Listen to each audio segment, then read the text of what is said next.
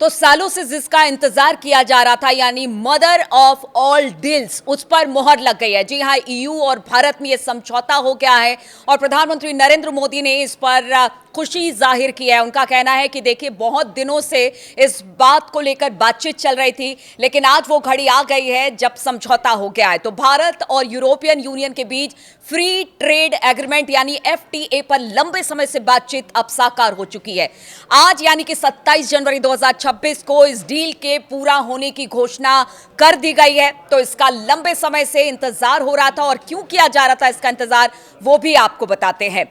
2024-25 में भारत ने European union को करीब 75.9 बिलियन डॉलर का सामान एक्सपोर्ट किया था। एक्सपर्ट्स का अनुमान है कि इस एफटीए से आने वाले समय में भारत के एक्सपोर्ट में अतिरिक्त 3 से 5 बिलियन डॉलर की बढ़ोतरी हो सकती है, और यह बढ़ोतरी मुख्य रूप से उन प्रोडक्ट्स से जुड़ी रही होगी जहां पर टैरिफ कम होने या खत्म होने से फायदा होगा।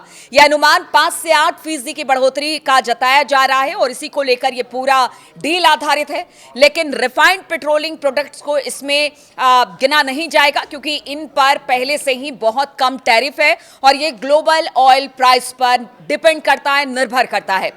अगर बात की जाए हमारे एक सहयोगी चैनल की मनी कंट्रोल की, तो उनकी रिपोर्ट के अनुसार FY25 में भारत का यूरोपियन यूनियन को सबसे ज्यादा एक्सपोर्ट रिफाइंड पेट्रोलियम प्रोडक्ट्स का था, जो 15 बिलियन डॉलर का था, और इसके बाद इलेक्ट्रॉनिक गुड्स 11.3 बिलियन डॉलर का था, टेक्सटाइल में अपैरेल 7.6 बिलियन, मशीनरी और कंप्यूटर्स में 5 बिलियन, ऑर्गेनिक केमिकल्स में 5.1 बिलियन, आयरन और स्टील में 4.9 बिलियन, फार्मास्यूटिकल्स में 3 बिलियन और जेम्स एंड ज्वेलरी में 2.5 बिलियन डॉलर के थे। ऑटोमोटिव सेक्टर में भी बताया जा रहा है कि 2.2 बिलियन डॉलर का एक्सपोर्ट था, जिसमें auto parts, tractors, motorcycle, scooter, dumper और कारें शामिल थी। इसके अलावा टायर्स, फुटवेयर और कॉफी जैसे लेबर इंटेंसिव प्रोडक्ट्स भी इसमें अहम मायने रखते हैं। हालांकि देखिए, कहा जा रहा है कि इसमें थोड़ा वक्त लगेगा, लेकिन जो खबरें सामने आ रही है उसमें कुछ चीज़ों में इसे जल्द लागू करने की कोशिश की जाएगी। और देखिए, ये समय की भी डिमांड है। जिस तरह से अमेरिका लगातार टैरिफ खेल रहा है, भारत पर 50% टैरिफ इस वक्त लगा हुआ है। बातचीत अमेरिका से काफ़ी लंबे समय से चल रही थी, लेकिन इसका कोई परिणाम निकलकर सामने नहीं आया। ऐसे में ईयू के साथ ये बातचीत है, वो अपने आप में कह रहा है कि पूरी दुनिया में एक नया ट्रेंड सेट करने के बराबर है। क्योंकि देखिए, यूरोपियन यूनियन को भी इस वक्त जिस तरह से डोनाल्ड ट्रंप हैं, वो अपनी लगातार विस्तारवादी नीति के साथ आगे बढ़ रहे हैं, वो कहीं से नहीं भाया। इस वजह से जो भारत और यूरोपियन कंट्रीज है, उनके बीच में ये जो ट्रेड डील है, वो काफ़ी अहम मानी जा रही है। अब कब से लागू होगा ट्रेड पॉलिसी, ये भी आपको बताते हैं। तो दोनों तरफ का कुल ट्रेड FY25 में 136 बिलियन डॉलर से ज्यादा था। भारत ने यूरोपियन यूनियन से 60.7 बिलियन डॉलर का सामान एक्सपोर्ट किया था, जिसमें हाई एंड मशीनरी जैसे टर्बोजेट्स और स्पेशलाइज्ड इंडस्ट्रियल मशीनें मुख्य रूप से शामिल थी। यह एफटीए अभी साइन होने के बाद लागू होने में कम से कम बताया जा रहा है कि 1 साल का वक्त लग सकता है। टैरिफ कम होने या फिर खत्म होने के फायदे तभी मिलेंगे जबकि डील पूरी तरह से लागू हो जाएगी, यानी इसमें थोड़ा वक्त लगेगा। और यह अनुमान ट्रेड पॉलिसी के स्टैंडर्ड तरीके से लगाया गया है, चूंकि जो सरकारें WTO और UNCTAD जैसे संगठन इस्तेमाल करते हैं।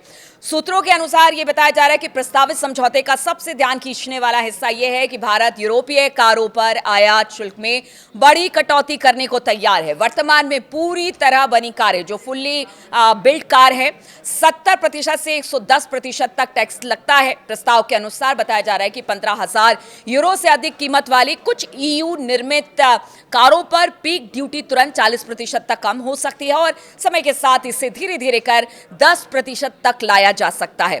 सूत्रों की माने तो शुरुआती कटौती सालाना करीब 2 लाख इंटरनल कंबंशन इंजन यानी ICE वाहनों पर लागू हो सकती है। हालांकि अंतिम कोटा अभी तय नहीं किया गया है, और बहुत जल्द ये सारी चीजें भी साफ हो जाएंगी। पहले 5 सालों तक बैटरी इलेक्ट्रिक वाहन यानी कि BEW इस योजना से बाहर रहेंगे, ताकि घरेलू निवेश सुरक्षित रहे।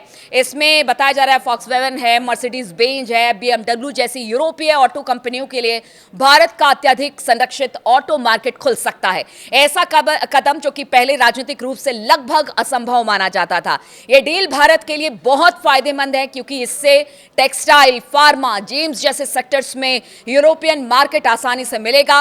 यूरोपियन कंपनी को भी भारत में बेहतर एक्सेस मिलने जा रहा है। कुल मिलाकर ये दोनों देशों के बीच आर्थिक रिश्तों को मजबूत करेगा और व्यापार को बढ़ावा देगा। भारत की इकोनॉमी को बूस्ट करने वाला ये डील बताया जा रहा है। रोजगार के नए मौके भी बन सकते हैं, लेकिन फायदे आने में अभी समय लगेगा, इसलिए सब कुछ धीरे धीरे होगा और ये लंबी बातचीत का अच्छा नतीजा है जो कि भारत की ग्रोथ को नई दिशा दे सकता है। तो आज सिर्फ एक तारीख नहीं है बल्कि वैश्विक शक्ति संतुलन बदलने वाला दिन भी ये माना जा रहा है। भारत और ईयू के बीच मुक्त व्यापार समझौते यानी एफटीए और रक्षा सहयोग पर संभावित मोहर लग गई है जो कि दुनिया के रणनीतिक धुरी को अब एक नई दिशा देने वाली है।